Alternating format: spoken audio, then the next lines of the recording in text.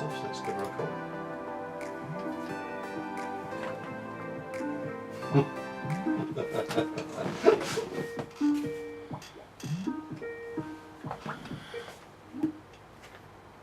Hello, Judy. Hello, Adrian. Nice to see you. Chris. You can see Chris over here, can't you? You know, doing his bit, which is good. We've got another camera up here just running because you do a little bit of cross connect. So thank you for being with us today. It's lovely to get someone of a similar mindset, I could say. I'm just shutting phones off so they don't ring. Right, that's okay. I've done the same with mine. Yeah. So last is the little mobile phone. And then we'll casually roll forward, as they say. So Julie, it's been a biggest part of your life, all this work, hasn't it? It feels like it now, yes. What is this work? It's life, really, isn't it? Yeah. Yeah. And what got you onto this pathway? Because a holistic pathway takes someone of a certain nature, someone of a spiritual or sensitive nature. So you must be a little bit like that in your outlook in life as you grew up. Yes, yeah. And I didn't realise it then, but I used to be what I call a fainter. Oh, right. So, yeah, even as a very young toddler, apparently when I fell over, Mum would come and pick me up and I would faint in her arms. Oh. And my family sort of got used to me doing that. Not necessarily falling over, but, I'd get up quickly in the morning, something like that. And so they were really good. They didn't cotton wool me too much. And it was just, Julie's doing that. So I think that helped me in being the approach that I've got now. But I now know, having been to India a few years ago, right, and I went to the Red Fort, and as we walked in, my friend who I was with said, "Oh, I can see it like it was years ago. People dancing and really happy." And I could sort of feel it felt nice. Yes. But I didn't see anything. And I know he'd only seen things probably about 3 times in the 10 years that I'd known him. Right. So then we walked out of there and walked in another room, and my sort of gut started up. And I thought, at one time I would have thought that was just my holiday belly happening. Yeah. And then walked out of there, they completely settled down. So I thought, And then I found out some of the things that had happened at the Red Fort. I thought, perhaps this is to do with how I'm noticing the energy. Walked in another room, gut started up again. I walked out of there, it settled. Right. So at one time, I'd have noticed the happening, and that would have made me sort of go into fear. So I now know that it's actually more to do with me perceiving energy. Yes. I've always had a thing that I don't want to be overly sensitive, so I can't go places. No. And so now I can understand that more, that actually I am sensitive. And now if you think about what I do with the remote viewing, I can actually view dead bodies and people that are in adverse situations and not be adversely affected. I'm totally detached from it. Mm-hmm. Can still have empathy, but I don't need faint. Good. Where at one time, if someone had, like when I was 17, I went to see a friend who'd gone through the front windscreen in a car accident, and I had to go out and sit down in the corridor outside and then lay down because I was fainting. Right. I'd not even hurt myself. So you're almost picking up on their conditions and their feelings, their emotions, and it was transferred to you and you're picking it up? Yes, yeah. Wow. So now at least I understand that. So I used to think if I went on holiday, once I fainted, I could relax and enjoy my holiday. Oh dear. Yeah. Well, I didn't really see it as an OD. It was like, oh good, finally fainted. Yeah. Now I can be okay. But you haven't done that for years though, have you? No. Having said that, I spent last year saying I've not fainted for a few years, and I actually did faint twice. Oh. Just around New Year. And that surprised me, but I'm like, oh, okay, this is just telling me don't think you're totally not going to faint. Right. But so that taught me some lessons, and I know now when I look back on those 2 instances, it was other people projecting stuff on me. So now I know like I need to just protect myself from that and make sure I look after myself. Yeah. So so I've always been sensitive. but didn't know it. And then luckily got into divorcing, marriage breakdown and everything. And that got me into the holistic pathway and the sort of healing. And my first introduction was, I didn't tell anyone, but I was going to a healing group. Right. That I'd found out through a leaflet that my mum happened to have. I didn't even tell her I was going because I wasn't sure what she'd think. So I went, received healing. I thought, oh, I actually feel subtly better. Good. And so I told my mum, and after a few weeks, she came with me as well. And she got talking to the healers about the training. Yeah. Before I knew what I was doing the training.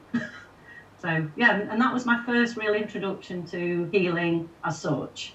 And, I mean, in that first healing session, I can remember them talking a little bit about what to expect, but I still wasn't really sure. And she'd sort of said, oh, put your husband in a bubble and cut the string and imagine him floating away. Well, my husband wouldn't get in a balloon, there was no way. No. But what I did get as a visual was like a big battleship on a calm sea. Yeah. And as I received the healing, the battleship just went off into the distance. And I knew that was symbolic of him. And it's like, oh, okay, yeah, we're all right here. And I just knew I felt subtly better. So, so that was in about 2002. Right. And then 2003, I started the training. And then 2005, I qualified with reflexology and health kinesiology and continued doing different training. My surname's Tasker, so I'm a multitasker. All right, I love it, yes. Yeah, and gradually as time's gone on, I now teach remote viewing and waveform and other things, so, yeah, and Reiki, yeah. And do you get any governments asking you to do any remote viewing and stuff like that, or not? You don't have to answer that. You may do, you may not. Go, oh, how did he know that? I'm trying to think of some of the live tasks we've done, and I don't think I've knowingly done one for the government. Okay. No. It tends to be more sort of people who have perhaps lost a cat or someone had lost a will. That sort of thing, or sometimes lost people. Yes. And yeah, that's more or less what we've done. Yeah. And tell me about your experiences in New Delhi with the Red Fort. I know I know when you went there, obviously you experienced what you did. How did you feel about New Delhi being there over in India? Oh, New Delhi is, I don't know. Have you ever been? Yeah, I've been very fortunate, been twice, so it's just a very vibrant city. So much contrast. I mean, luxury in some places and such poverty in others. I'm sort of glad I've already been to Kenya because my son actually got married out in Kenya. All right. Not that they live there, but I've been there twice with him and his now wife. Yes. And they went up to near Lake Bogoria and got to know some of the Kenyans well. And that was a real sort of change of life for me to experience the plushness of some people living. Yes. And yet the not even electricity or water, clean water, anything. On the other side of the road, literally. So when I got to India, it sort of, to Delhi, it particularly reminded me of that. Yes. I find India quite yang compared to, we also went to Nepal, which I found quite yin. Yeah. Nepalese, very lovely and smiley and everything, whereas the Indians have that more sternness somehow to them. Yes. And I loved India, but yeah, there's other parts I'd like to explore again. But when you look at the Taj Mahal and the Red Fort and the plushness of that, and the devastation and the poverty that even surrounds it on the doorstep, I really struggle with that. Yeah. I'd understand that. Yeah. Yeah. And I love the Taj Mahal, and my son had been to the Taj Mahal with his now wife. Yes. A few years before, and it was really them saying all that encouraged me to go to India. Yeah. And my son actually said that the Taj Mahal was very spiritual, which for him to say that is very unusual. Oh right, yes. And so I thought, I need to go there. Yeah. Yeah. Now, a silly question, but not a silly question. Have you written a book? No, I haven't. I did start one once. Okay. Some people might think I've written a book on Facebook at times through some of my posts, but the thing that I do there is I like to promote the positive, but also the positive assertion. Right. So I did start a book once, but then that computer's broken, so I've not got that anymore. And that was basically on transforming the education system, because I'm a qualified teacher. I did teach in schools only for a few years, and I've taught sort of from nursery up to adults. And then I ended up, well, I actually left school thinking I don't want to try and get square pegs into round holes. Yeah. Didn't agree with all the SATs and all the assessments. Yeah. And so I then went to a family care centre and wanted to work with children. They told me I couldn't work with children because I wasn't suitably qualified with the City and Guilds. Right. So I've got an education and psychology degree and a PGCE, and I am lower primary trained, not even secondary. Blimey. So I would have thought they should have let me work there. I would have thought too. So yes, so I then went to local college and said, look, I'm told I need this City and Guilds. Oh, and I've also done a City and Guilds in adult basic literacy and numeracy. Goodness. So you would have thought on that they'd let me work with the kids. Yeah. But yeah, so the local college said, oh, well, rather than do the qualification, would I teach it? Ha! Ha! Yes. So I love it. ended up teaching, and I was teaching maths to them as well, All right. including some private tutoring, but I was actually teaching childcare. So did you write your own certificate and take it back? I ought to have done, shouldn't I? Perhaps that's on my list of things to do. Wow. That is strange. They must have been jealous of your abilities. You must have outshone them a little bit somewhere along the line. It was amazing, but then from that I ended up working with some different parent group education, setting up sort of teaching parents about being a parent. Wow. And also working with some school dinner ladies because supposedly they needed support. Yeah. And I mean, and I'm being mindful of how I say this to Go be for professional. My take on it was actually that the school hadn't got the discipline in place that was needed. Yeah. And the dinner ladies actually were fine. They were doing the best in the circumstances. But then as a result of that, I ended up being a special needs co-ordinator in that school. But I said I would only work part-time because at the time I was going through the marriage difficulties and wanted to be there to support my children. I've got 2 children, one nearly 30 now and the other one 32. Yep. And so I wanted to be able to take them to school and pick them up after. Yep. Because to me that was when my daughter particularly would talk to me, whereas if she went home otherwise, life had happened and I didn't get things hot off the press. Yeah.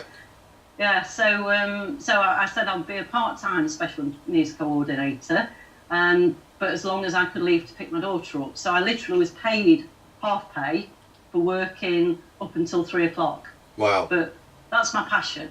So having education and psychology as a degree, I nearly went into educational psychology, but I realised that, again, I think I'd feel frustrated with the system, so it wasn't for me.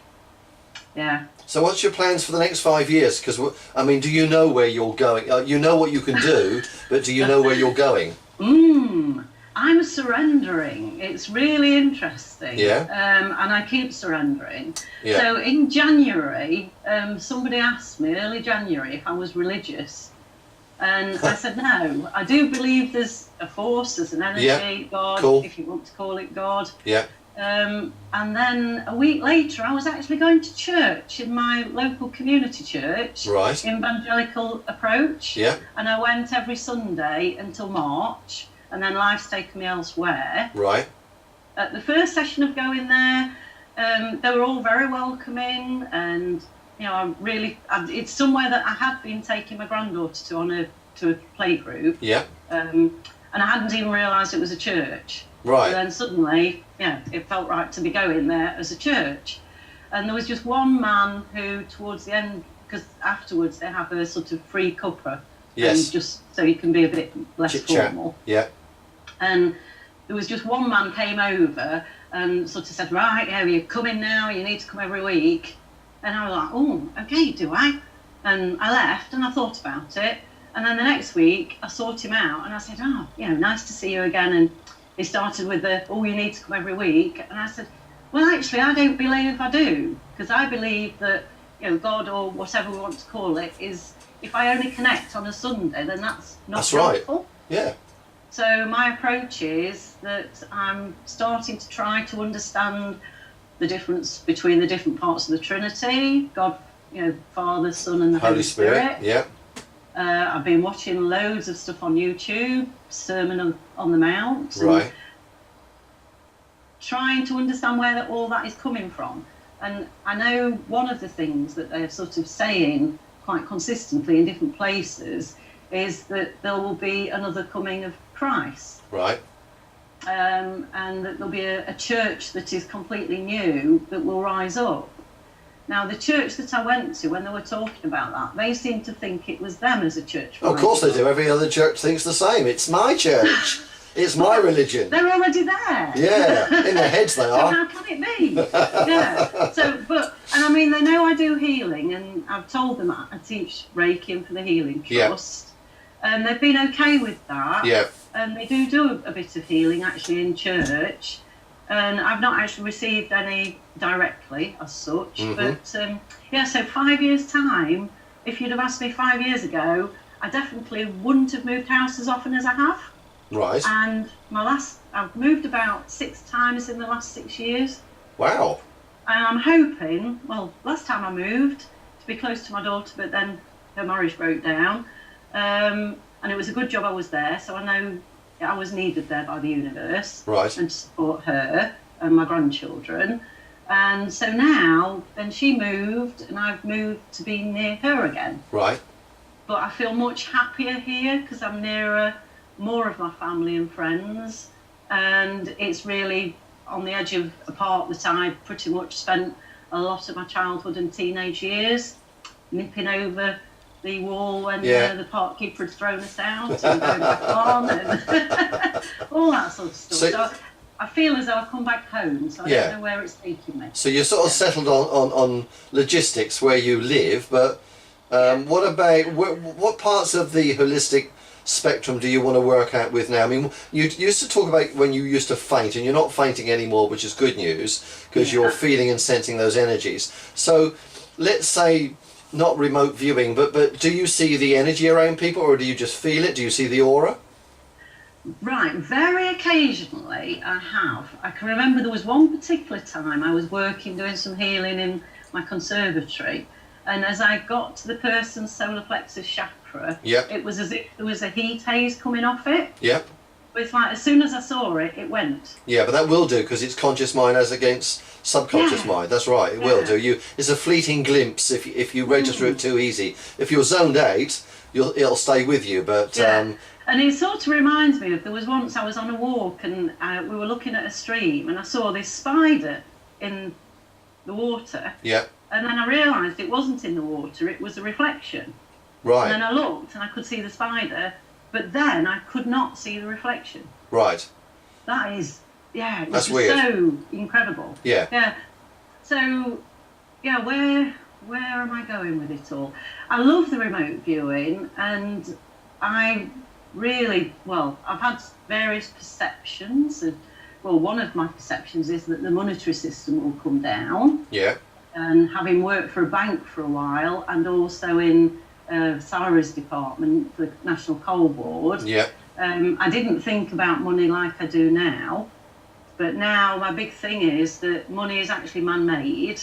Yeah. And why are we using it the way that we're using? Well, I suppose it's an exchange of energies if you use it right. Yes, but this is where us as humans have choice. Yeah, well, yeah. I really do believe that we're not making the right choices with that. So I have had the perception that it will come down, but also what confused me was that the insurance system will still stay in place. Right. Now, I used to be quite cross about the insurance system, but then I've realised since I had that was about 6 months ago, I think I had that as a realisation, And I've realised it doesn't mean the insurance system in the way we've got it. It means the insurance system as a way of supporting people with different things. Right. So there's some perceptions I've had. All right. There was another time I was at my first ever angel workshop. Right. It was the first time this person presented an angel workshop as well. Okay. And so we were just sort of doing whatever she asked us to do. And I know on one activity someone became upset and ran out the room, and I saw a sea of green behind her. Yeah, just being a bit... Yeah, that's the first time I've ever seen, and only time I've ever seen anything like that. And I used to want to be clairvoyant and clairaudient, but then I was told by someone that I'm more clairsentient and claircognizant. All right. And so if you think of the Tao Te Ching, the ancient Chinese text saying about the nameless is infinite, whereas once you've named something, it restricts it to 10,000 things. So I'm accepting that I'm not clairvoyant and clairaudient as my first port of call. Right.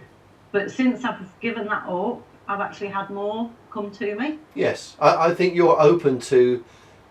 That's why I said the 5-year plan. I think you're open to new things. And I think you're very much guided by an influence, if I put it that term, because you're so lovely and down to earth and practical, and obviously very intellectual with what you've learned, that has to be a pathway to move you forward, to open up those doors of the metaphysical, something spiritual on a spiritual level, because I think it's all within you. And I think I like what you say, because you make your own decisions. You're not led by anyone else who says you've got to do it this way. Like you made me laugh when you talked about a man that says you've got to come to church. Yes. Well, people say the same to me. It's quite funny because with the remote viewing, I sort of made the mistake of talking to someone within the family about it. Well, they were sort of new to the family. Yeah. Whereas normally I would talk about that sort of stuff to my son and daughter, and they'd be fine. It's just what mum does, sort of thing. Yeah. But this person sort of said, "Oh, why don't you just stick to your massage and things?" And I thought, well, a few months ago you were telling me not to do my massage, and I ought to be doing a proper job. Yeah. So it's like suddenly that's a proper job, and you think the remote viewing isn't. Yeah. So, it's their fears. But I realised that them saying that to me helped me to realise what I really needed to do. And I know sometimes people have said, tell Julie not to do something and she'll do it. And it's like, well, you know what I'm like, so really it's only your way of testing how much passion have I got for that. Yes. And if I really think something is right, then I will do it. Yeah. And even my dad recognises that I do make decisions based on, well, it must feel right, so that's why she's doing it. Yeah. And if you knew my dad, right. That's quite a feat. Okay. Yeah. But it's true. That's how people should really live their life, in this simplistic part. If you trust your gut feelings, because that's what you're talking about in general terms, which you are, and this is why you've been so well guided in everything that you've done. Even the house moves have been for a reason. That we could almost say there's a higher source, a guidance somewhere, a bit like a spiritual sat nav, that's guiding you with your permission to move forward. Yes. And I think that's really important. And I'm very much of I need to face my fears. And you don't I have also fears. Don't need to face them unless I need to face them. Yeah, but I don't think you have fears. I think you're quite rational in how you approach things, and it's your own gut feelings that get you on the right pathway. Yes, and I think, and especially now I've got the concept of the 3 brains. The first brain is the gut, the second brain is the heart centre, the third brain is the higher self. Okay. Mind. Yes. Yeah. And that really helps me. Good. Yeah. And I think an analogy, because a lot of it is not tactile. Spiritual development is not tactile in any way, shape or form. But the form that you've used, which is the healing side, the Reiki and all that, I guess you must feel and sense those energies anyway. Yes, yeah. And I'm sure I must have done stuff in a past life. I mean, for it to have come as easily as it did. Yeah. But also, I know there's people that do loads more than I do, and it comes more easily to them. So, but I can just accept I need to be humble. But you are. Yes, and I am. And yeah, feel really privileged. I had one person tell me that I'm the most authentic person she's ever known. And to me, that is the best compliment I could ever have. Well, the biggest problem, you're right. I mean, the biggest problem, they talk about the spiritual eye, but it's the ego eye, you know, it's that part that gets in the way. I've done this, I've done that, and all the rest. And when you're natural, down to earth, holistic, like you are, then you don't have to sell it. You are it. You're not presenting a product you've just got off the shelf. What you get off the shelf is your experiences, and the direction you've gone in. Yeah. So you're not selling it, you're just being it. So I ended up being a Shiatsu Society director. Yeah. And then I ended up being a vice president of the Federation of Holistic Therapists. Both roles I was sort of, I won't say coerced into, but gently nudged. Yes. And I'm like, and when I was being told I'd got to sell myself for the director position, I'm like, well, no, if it's meant to be, it will be. Absolutely. And yeah, and I know I've learned a lot because I ended up being the European Shiatsu Federation representative. Yeah. So I had to go to meetings in Belgium and Prague and things like that. And I learned a lot about the European Commission. Right. And that's where, with this Brexit stuff, I mean, I was actually, and I'll be upfront because what you see is what you get with me, I was for leaving the European Union. Yep. Well, we are still European. So when they say that we're going to Europe to get this deal, we're not going to Europe. We're going to those few politicians that are getting travel expenses, actually causing loads of aeroplane happenings. Yep. Which, if you want to go into the global warming stuff, well, why don't you stop doing that? And then it won't happen as much. Why don't you just use Skype like everyone else? Yeah. Yeah, and actually, having been to Germany recently with the family for a long weekend wine festival, sounds good to me. They've got homeopathy on the high street. They've got rescue remedy and other flower essences. Yeah. They've got herbs on, the high street. And there were at least 3 chemists that had got those available. Yeah, fabulous. Now you're struggling to even get it from anywhere. Well, maybe when we do the Brexit exit, there's a new word, we'll be okay. Yeah. And I mean, I'm going to have to mention this one. Go on. The homeopathy. I mean, I used to go for homeopathy with a wonderful guy who actually teaches homeopathic people, practitioners, and he's medical doctor as well. Yeah. And he really helped me with a lot of my stuff. This is even before I was divorcing. And probably helped to give me the strength to go through what I went through. Yeah. And then when you've got people like Simon Stevens saying that we can't have NHS prescriptions for homeopathy, and yet I say, well, if we've got medical doctors who are also trained in homeopathy, surely you should allow that expert opinion to use it. And I know my kids used to say, when I'd been to see my Dr. Chris, as I call him, and I'd get back, and then, oh, you seem happier, Mum? And I've been to see my homeopath, and they'd say, oh, has he given you some happy pills? And I'm like, well, yes, I do feel better. Yeah. So, and that's how I got into the rescue remedy, the flower essences. Somebody kept recommending it to me, and this is a very early days of going to the healing group. And I'm like, yeah, what's that going to do? Anyway, finally, she gave me some. And I can remember I must have been up in my bedroom, I'd taken it, and I turned over, and I thought, oh, I'm feeling a bit better. And I noticed the bottle, and that was the only thing I'd done differently. Wow.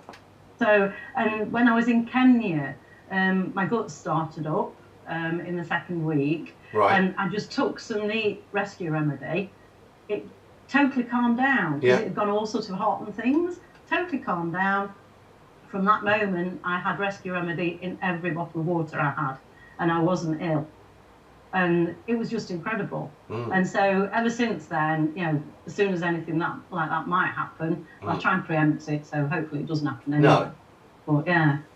And I mean, why aren't we accessing herbs and things? To me, every community should have a herbal garden. Yeah, but why do you think we're not doing it globally? Because the pharmacies, the money. Definitely. Yeah. And what we need is herbal gardens in each local home and work community, overseen by a proper herbally trained practitioner, because there are some that you shouldn't be accessing or not easily. Yeah. And you need to know how to take them. Right. Whereas things like mint, we used to put them in potatoes all the time. Yeah. Didn't really realise that was actually helping our digestion. Yeah. And I was at a gathering the other week in a cafe, and they'd run out of peppermint tea. Right. And then they brought some ice creams out with peppermint or spearmint on. Yeah. And it's like, well, why couldn't you have used that? Yes. To make our tea? We've just lost it, haven't we? Yeah. But maybe there's a new, I mean, you have a knowledge of this. Maybe it's a good idea if you get to your Facebook page. I'm assuming you're on Facebook, aren't you? Oh, you got a Facebook? Oh, yes. Ah, Yeah. I never got that close. But maybe you ought to do this self-funding and get this all organised. I mean, you've got the ability to do that. I'm not saying this is your 5-year plan or anything like that, but you're inspiring me. I couldn't do it because I don't know what I'm talking about, and that's fine. But your knowledge, you could perhaps inspire an association to, using the term to grow, but not as in the plant, but to grow across the UK and set these up and control it. Yeah, and this is where I'm sort of looking at how can I do that. I still want enough time to be with my family, in particular my granddaughters. Yeah. I've got a 2.5-year-old and 5-year-old granddaughters. Yeah. And they grow up so quickly. Yes. And I feel so privileged that I get time to spend with them. Yeah. But also, I just went away on holiday a couple of weeks ago, and the day before we left, a book fell off the shelf. And one of the others said, "Oh, Julie, you ought to read this one." Yeah. And it was pretty much about how to contact politicians and lobby and all stuff like that, and how to make a difference in society. So I've started reading that, and then we've got this interview today, so I'm hoping this might be another step. But I know the mystery of life is that if you think you know where you're going, that's usually when you don't. That's right. So I'd rather not know. Yeah. But also, I've been to see my local MP, Ben Bradley. Right. Who he was the first ever Conservative MP in Mansfield. Right. First ever. So Labour always got in because that's where I live. That's where I've been brought up. Understand that. It's a mining town. Yeah. You know, I worked here for the coal board, deep mines, and then open cast. Yeah. And even when it was announced that Ben Bradley had got in, who he's only 29 now, and I think he's been in 2 years, right? They announced it as Alan Meale, the actual Labour person, and then they realised they'd made a mistake, and actually he hasn't got in, Ben Bradley has. So wow. Right, okay. So I went to see Ben Bradley about a month ago. Yeah. And put some things to him. Yeah. And he seems not to agree with me on everything, but his heart seems in the right place. So I'm definitely going to keep progressing with that, hopefully. Good. He'll remember me anyway. And I've just contacted our local mayor, so I'm going to go and see her on the 17th of October. And I've said to her some of the things I want to deal with about our local park and about the ridiculous amount of building development that's happening throughout, that's not building things like bungalows for people like my parents to be able to easily move from a big family home. Yeah. And as has been pointed out to me, well, the reason they're not building bungalows is because they're not in a high council tax bracket. So why would they want those? Because the council are going to benefit from the council tax. So to me, they shouldn't be actually deciding on planning. No. So they've got too much investment in it. So that's another thing that I'm trying to help point out to people and help to get some sort of movement going on that. So, and I know there's at least 2 local parks that have been not taken over by somebody else, but is being sort of subcontracted. Yeah. And I don't think they're actually respecting nature enough. They're too busy just trying to build. Yeah. And I really do wonder who's benefiting from all this. And when you hear that the Chancellor of the Exchequer has benefited big time on building development, then, whatever we've got sort of work, we need to get GDP up. Yes. GDP, and when we call people human resources, yes, having worked in the staff department, we're not just human resources. Yes, that's right. Yeah. So it's like in the army sending people out to be shot at. That's all they're doing, in effect, in business, while they've got this approach with human resources. And while they're doing that, and people are so busy out at work, they're not in their local communities, building their local community. My question to you is, when are you going to be the next mayor? No, I mean that. I reckon someone's going to say you ought to be up there, because if they find someone that got direction and has got what I call a blue planet idea, you know, make things that do it the right way around, you'd be ideal. Well, I've had a couple of people said about me being prime minister, actually. So yeah, let's not. Well, but let's get let's get your toes in the water first with the local mayor's job, and then work from there. And I think it's so interesting to see your very practical and almost call it precious view of life that others miss because they're so lost in the where the buck stops here, the money and all the rest and pieces. It needs someone, and to be honest, they must be looking at people now to eventually go into positions where they are protecting the planet, you know, refuse collecting, and if you go back to the days when we were young, you know, no one ever separated their rubbish. It was all piled into one lot and taken to landfill. Well, I have heard that they're going to lump it all together, right, but so that they can recycle it better. Oh, okay. Well, recycling is a new thing generally, isn't it?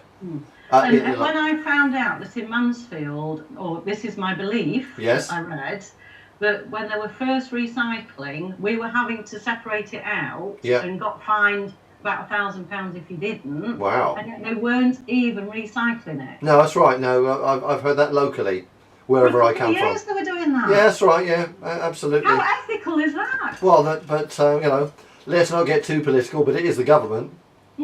But I mean, if I'd have known that we were sending plastic to China, okay, it was going on supposedly empty boats, because we've got so much rubbish. Yeah.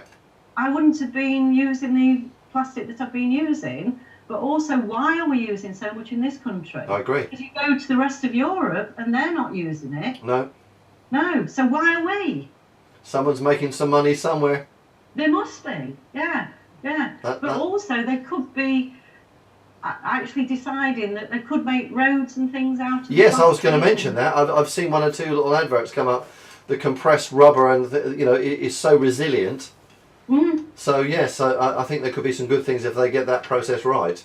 I'm also looking forward to computer-driven cars.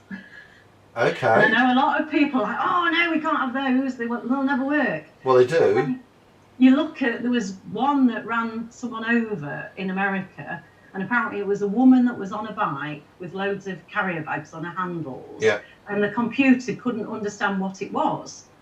So it was default to the driver. Apart from the driver wasn't paying attention, so it ran the person over. Yeah. So some people are saying, oh, that computer-driven car ran somebody over. I say no, it was human error in the way that we programmed it. That's right. So instead of handing it over to the driver, what it should have done was prepare to stop in as That's best right. way it could. A detour around the object. It's not familiar with, not drive through it. And funny enough, I don't know if you saw it in the news the other day, and I think it was in London or something, but it was so fast it was recognising facial features of people, not to do anything with it, but it was able to determine if they were moving in that direction, you know, and it was doing way more than a person could ever do. And yet I can understand it's in its earliest infancy days of getting developed and pushing it forward, is getting there. But if you go on an aircraft, probably 90% of the time it's on autopilot anyway. They're very rarely will go into manual. Combine harvesters. Yeah, absolutely. Yeah. And so this is where, when you mention the airport, they don't need all the security stuff that they do at the airport. They know they can actually spot people that are doing or likely to do adverse things through just watching people. So again, they've got a whole industry of shops and things. I mean, when I started going to airports as a young adult, which, you know, before then people didn't travel as much as they do now. If you got one shop there, you were lucky. Yes. And I think Boots was probably one of the earliest ones. But now you go in and it's like a shopping centre. Yeah. I And agree. you've got to go through security, so you're allowed minimal stuff, and then you can buy loads of stuff Yeah. on the plane. Yeah. And they don't need to do the security checks and things. And I had my water taken off me once Yes. because I'd put it in the wrong place. Yeah. They don't need to be doing that, and they know they don't. Yeah. But they're doing it It's because all money. they want us to be in fear. It's not only money, but they want us to be in fear. Yes. And to me, while they've got us in fear, we're behaving ourselves. They're controlling us. Yes, they are. Yeah. Definitely. Well, some of us anyway.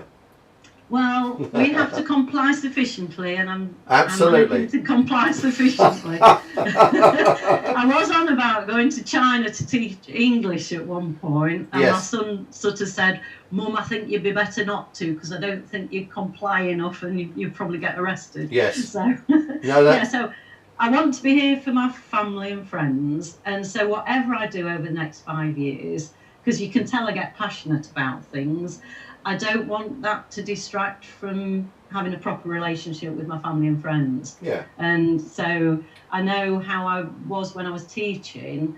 I was working so many hours, Yeah. and we've got such a ridiculous education system. We shouldn't have bums on seats. We should have kids out there learning, working in shops from the youngest of age. We should have even 3-year-olds learning to do first aid, basic first aid.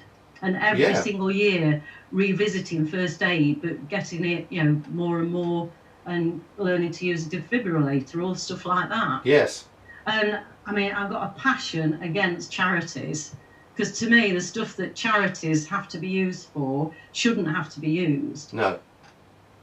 That should be part of our basics. Yes. We've actually got enough basic resources for every single person to have: basic food, basic clothing, basic warmth, basic shelter. Yeah. We don't need people to be on benefits and beg. And the number of times my daughter's had to send sort of bank confirmation of her lack of income and stuff. Yeah.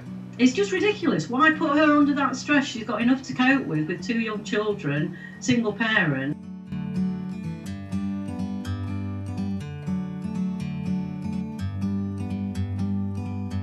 Like a bird on a tree, I'm just sitting here. I got time, it's clear to see. From up here, the world seems small. We can sit together.